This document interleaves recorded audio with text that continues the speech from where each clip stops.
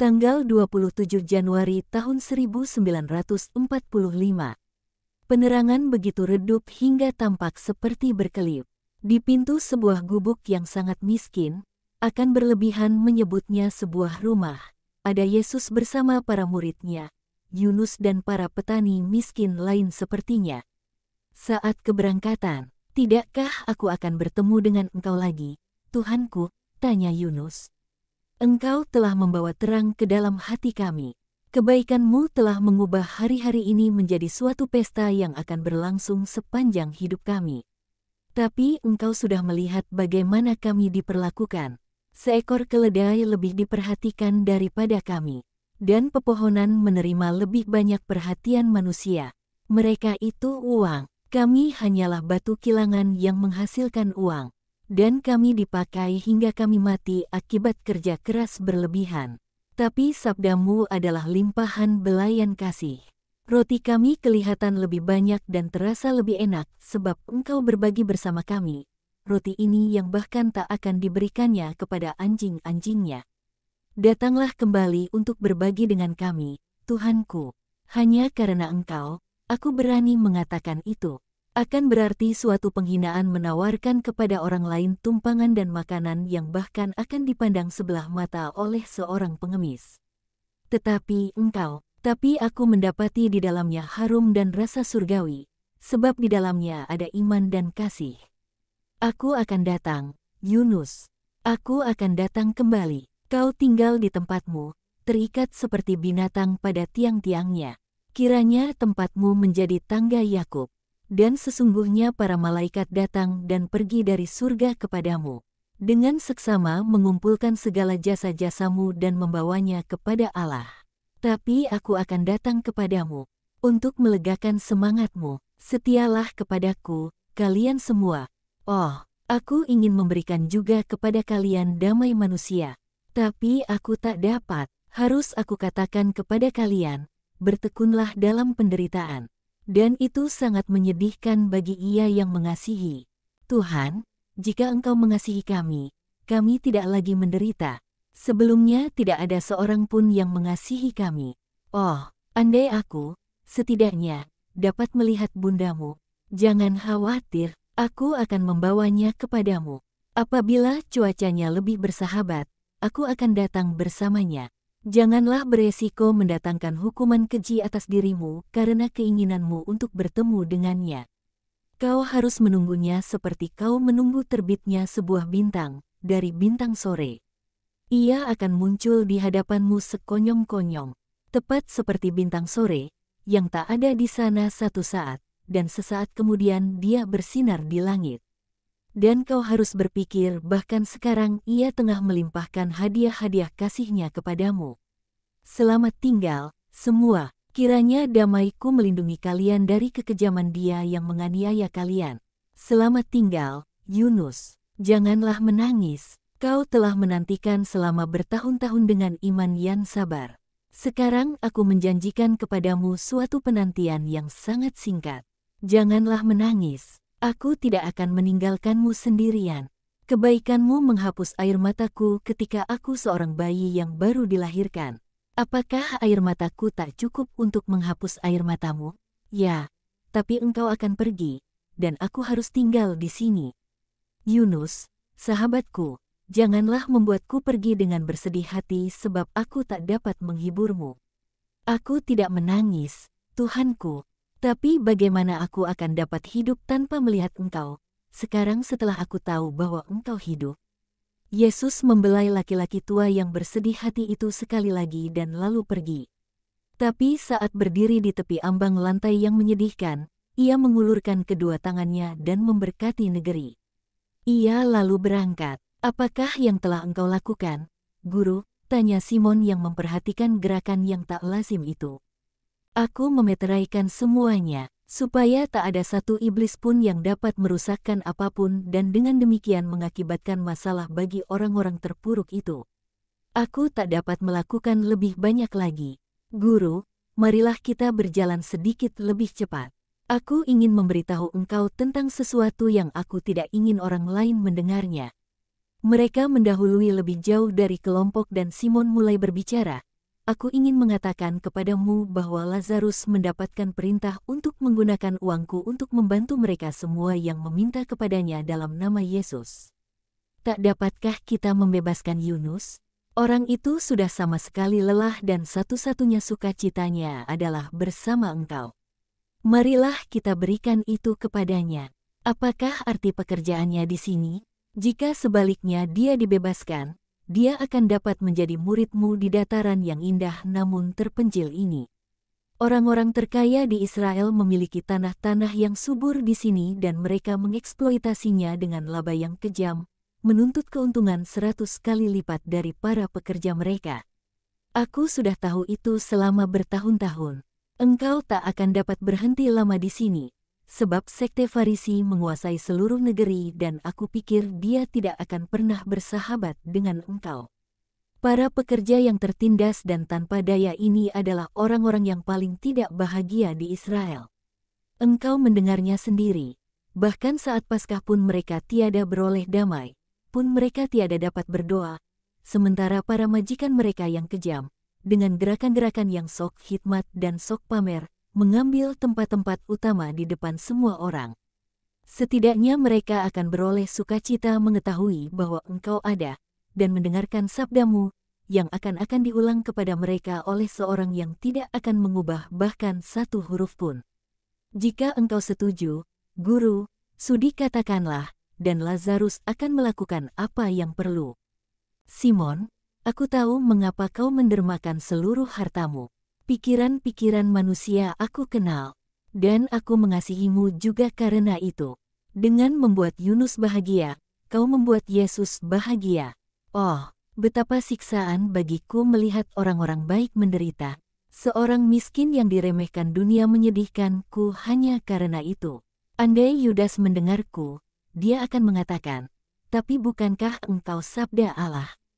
Berilah perintah dan batu-batu ini akan menjadi emas dan roti untuk orang-orang miskin. Dia akan mengulang perangkap setan. Aku antusias untuk memuaskan lapar orang-orang, tapi tidak dengan cara seperti yang disukai Yudas. Kau belum cukup matang untuk menangkap kedalaman dari apa yang ingin aku katakan. Tapi aku katakan kepadamu, jika Allah mengurus semuanya maka ia akan merampok sahabat-sahabatnya. Ia akan menjauhkan mereka dari kesempatan berbelas kasihan dan menggenapi perintah kasih. Sahabat-sahabatku haruslah memiliki tanda Allah ini, serupa dengannya, belas kasihan kudus yang tercakup dalam perbuatan dan perkataan. Dan kemalangan orang-orang lain memberikan kepada sahabat-sahabatku kesempatan untuk mengamalkannya.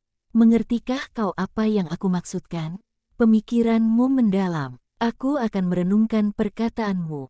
Dan aku merendahkan diriku sendiri, sementara aku melihat betapa tumpul pikiranku dan betapa besar Allah yang menghendaki kami dianugerahi dengan segala atributnya yang paling manis, supaya ia dapat menyebut kami anak-anaknya.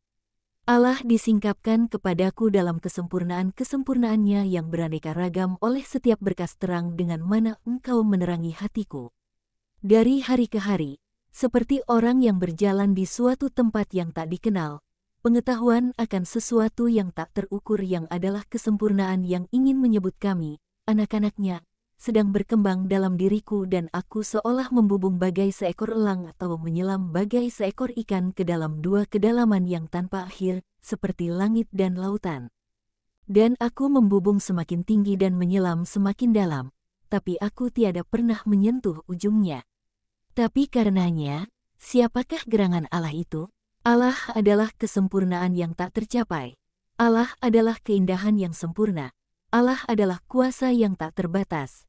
Allah adalah intisari yang tak terselami. Allah adalah karunia yang tak terungguli. Allah adalah kerahiman abadi. Allah adalah kebijaksanaan yang tak terukur. Allah adalah kasih yang menjadi Allah. Ia adalah kasih. Ia adalah kasih.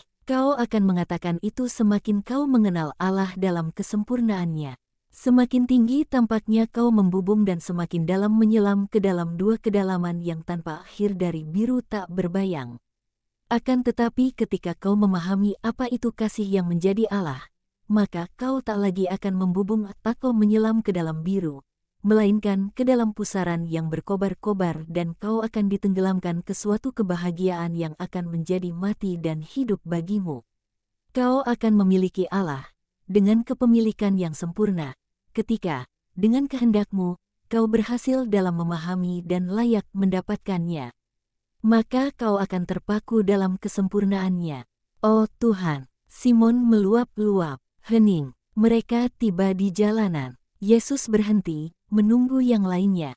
Ketika mereka semua bersama-sama lagi, Lewi berlutut, "Aku seharusnya pergi, Guru. Tapi hamba-Mu ini memohon kebaikan-Mu. Bawalah aku kepada bundamu. Orang ini yatim piatu sepertiku.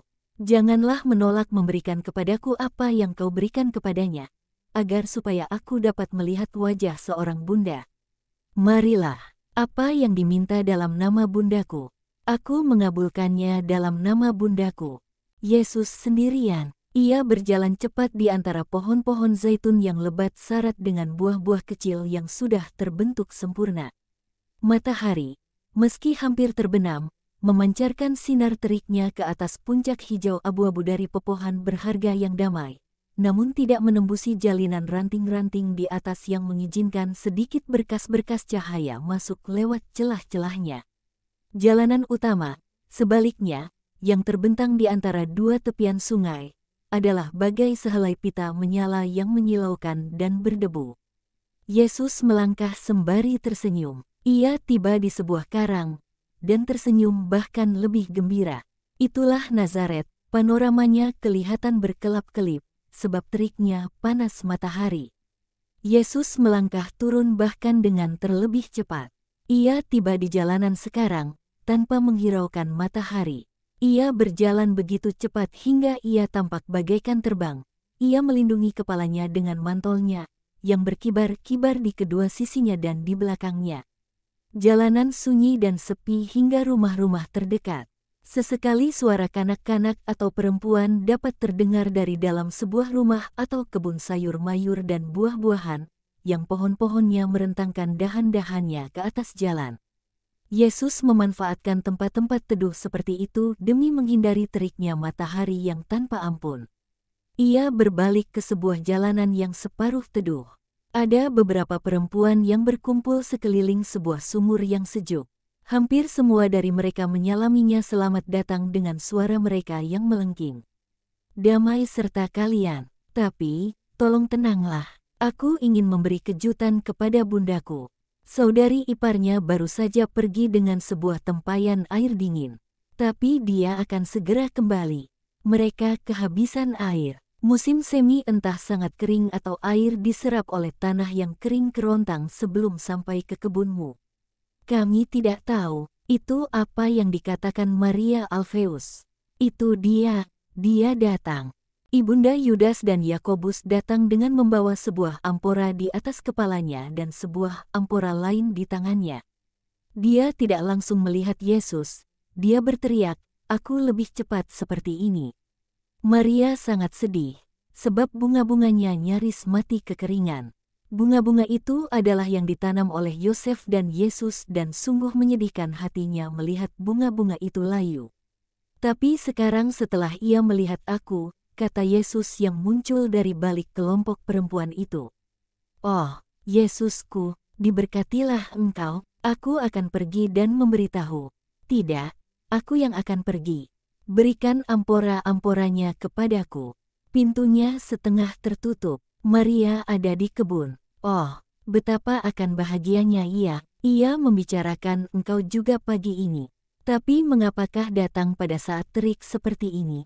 Engkau basah oleh keringat, apakah kau sendirian? Tidak, bersama teman-teman, tapi aku datang mendahului mereka, untuk pertama-tama menemui bundaku. Dan Yudas, dia di Kapernaum, dia sering pergi ke sana.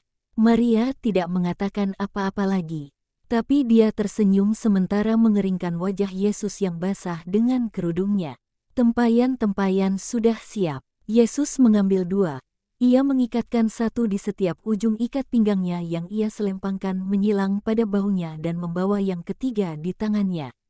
Ia berjalan pergi, berbalik mengitari sebuah tikungan, tiba di rumah, mendorong pintu, memasuki ruangan kecil yang tampak gelap dibandingkan terangnya sinar matahari di luar. Ia perlahan-lahan mengangkat tirai yang melindungi pintu kebun dan ia mengamati. Maria sedang berdiri dekat sebuah semak mawar. Dengan punggungnya menghadap ke rumah dan sedang mengasihani tanaman yang kering itu. Yesus meletakkan tempayan di atas lantai dan menyandarkan dering-dering tembaga pada sebuah batu. "Apakah kau sudah di sini, Maria?"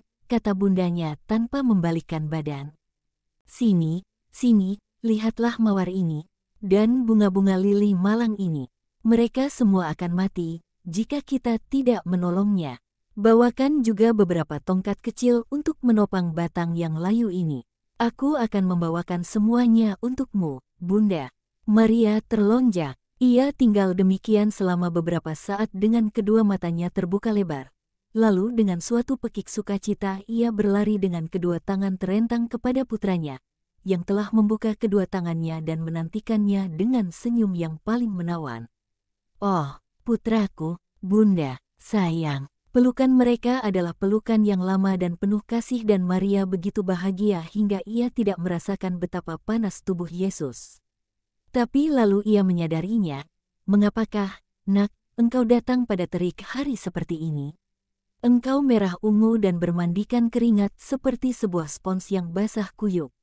Masuklah ke dalam, supaya aku dapat mengeringkan dan menyegarkanmu. Aku akan membawakan untukmu sehelai jubah yang baru dan sandal yang bersih. Putraku, putraku, mengapakah berkeliaran dalam terik seperti ini? Tanam-tanaman nyaris mati karena panas terik dan engkau, bungaku, berkeliaran di luar, supaya dapat datang kepadamu sesegera mungkin, Bunda.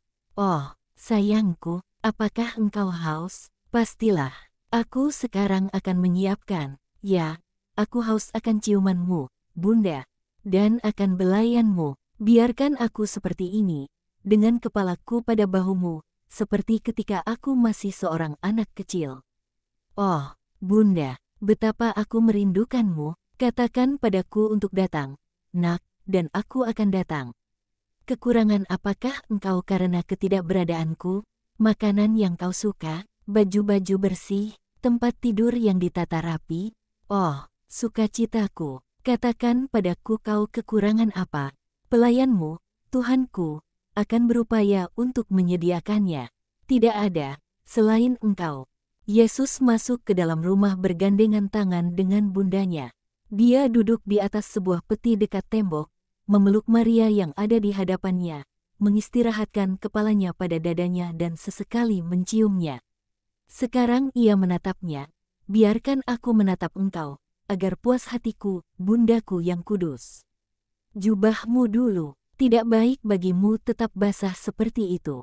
Ayo." Yesus taat. Ketika ia telah kembali dengan mengenakan sebuah jubah yang tampak baru, mereka melanjutkan percakapan manis mereka. "Aku datang bersama murid-murid dan teman-temanku, tapi aku meninggalkan mereka di hutan Melca. Mereka akan datang besok saat fajar. Aku tak dapat menunggu lebih lama lagi, Bundaku," dan ia mencium tangan-tangannya. "Maria Alfeus telah pergi meninggalkan kita sendirian. Dia juga mengerti betapa antusiasnya aku untuk bersamamu. Besok engkau akan menemui teman-temanku dan aku menemui orang-orang Nazaret. Tapi sore ini engkau adalah sahabatku dan aku sahabatmu. Aku bawakan untukmu, oh, Bunda, aku menemukan para gembala dari Betlehem, dan aku membawa kepadamu dua dari antara mereka, mereka yatim piatu dan engkau adalah Bunda dari segenap manusia. Dan terlebih lagi dari mereka yang yatim piatu. Dan aku bawakan juga kepadamu seorang yang membutuhkan engkau untuk mengendalikan dirinya sendiri. Dan seorang lagi yang adalah seorang benar dan telah sangat banyak menderita. Dan lalu Yohanes, dan aku bawakan untukmu kenangan akan Elia, Ishak, Tobia, yang sekarang dipanggil Matius, Yohanes dan Simeon. Yunus adalah yang paling menderita dari antara mereka semua. Aku akan menghantarmu kepadanya. Aku berjanji padanya, aku akan terus mencari yang lainnya. Samuel dan Yusuf sudah beristirahat dalam damai Allah. Apakah engkau ke Betlehem? Ya, Bunda, Aku mengajak para murid yang bersamaku ke sana. Dan aku membawakan untukmu bunga-bunga kecil ini, yang tumbuh dekat batu-batu di ambang gua. Oh, Maria mengambil tangkai-tangkai yang layu itu dan menciumnya. Dan bagaimana dengan anak? Dia tewas dalam pembantaian Herodes. Oh, perempuan malang, dia sangat sayang kepadamu. Orang-orang Betlehem banyak menderita, tapi mereka tidak adil terhadap para gembala.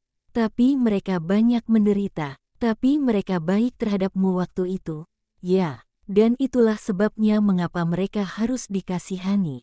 Setan cemburu pada kebaikan mereka di masa lalu dan mendorong mereka pada hal-hal yang jahat. Aku juga ke Hebron. Para gembala dianiaya. Oh, separah itu, ya. Mereka ditolong oleh Zaharia, yang mendapatkan pekerjaan dan makanan bagi mereka. Bahkan meski para majikan mereka adalah orang-orang yang keras. Tapi para gembala itu adalah jiwa-jiwa yang benar dan mereka mengubah penganiayaan dan luka-luka mereka menjadi jasa-jasa kekudusan sejati. Aku mengumpulkan mereka, aku menyembuhkan Ishak, dan aku memberikan namaku pada seorang kanak-kanak kecil. Di Yuta, di mana Ishak menderita dan di mana dia kembali hidup. Sekarang ada sekelompok anak-anak tak berdosa, yang dinamai Maria, Yusuf, dan Jesai. Oh, namamu, dan nama dia yang benar. Dan di Keriot, tanah kelahiran seorang murid, seorang Israel yang setia meninggal dengan beristirahat pada dadaku. Karena sukacita, telah menemukan aku. Dan lalu, betapa banyak yang harus aku ceritakan kepadamu, sahabatku yang sempurna, bunda yang manis. Tapi pertama-tama, aku mohon, aku minta engkau agar sangat bermurah hati kepada mereka yang akan datang besok. Dengarkanlah, mereka mengasihi aku, tapi mereka tidak sempurna. Engkau, guru keutamaan, oh, bunda, bantulah aku untuk menjadikan mereka baik.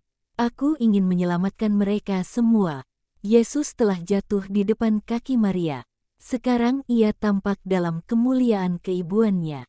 Putraku, apa yang engkau ingin bundamu yang malang lakukan lebih baik dari yang engkau lakukan? Menguduskan mereka, keutamaanmu menguduskan. Aku sengaja membawa mereka kemari. Bunda, suatu hari aku akan berkata kepadamu, marilah, sebab pada waktu itu akan sangat mendesak untuk menguduskan jiwa-jiwa, supaya aku mendapati mereka bersedia ditebus. Dan aku tidak akan dapat melakukannya sendirian. Kebisuanmu akan sama fasihnya seperti perkataanku. Kemurnianmu akan menopang kuasaku. Kehadiranmu akan membuat setan pergi, dan putramu, bunda, akan merasa lebih kuat sebab tahu bahwa engkau ada dekatnya. Engkau akan datang, bukan, bundaku yang manis? Yesus, putra terkasih, aku punya perasaan bahwa engkau tidak bahagia. Ada apa, buah hatiku? Apakah dunia memusuhimu? Bukan, suatu kelegaan mempercayainya, tapi, oh, ya, aku akan datang, dimanapun engkau inginkan, bila mana dan kapanpun engkau inginkan. Bahkan sekarang, dalam terik matahari ini, atau saat malam hari, di cuaca dingin ataupun hujan, engkau menginginkanku, ingin aku, tidak sekarang, tapi suatu hari. Betapa manis rumah kita, dan belayanmu, biarkan aku tidur seperti itu, dengan kepalaku pada pangkuanmu. Aku begitu letih, aku masih seorang putra kecilmu. Dan Yesus sungguh tertidur, letih dan kehabisan tenaga, dengan duduk di atas tikar, kepalanya di atas pangkuan bundanya, yang dengan bahagia membelai rambutnya.